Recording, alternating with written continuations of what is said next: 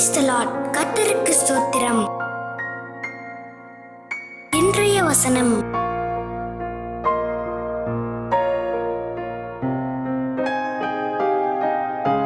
யோவான் 14:1-3 உங்கள் இருதயம் கலங்காதிருப்பதாக.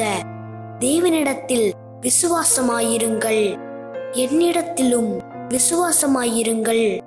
என் பிதாவின் வீட்டில் அநேக வாசஸ்தலங்கள் உண்டு. அப்படி இல்லாதிருந்தால் நான் உங்களுக்கு சொல்லியிருப்பேன். ஒரு ஸ்தலத்தை உங்களுக்காக ஆயத்தம் பண்ண போகிறேன்.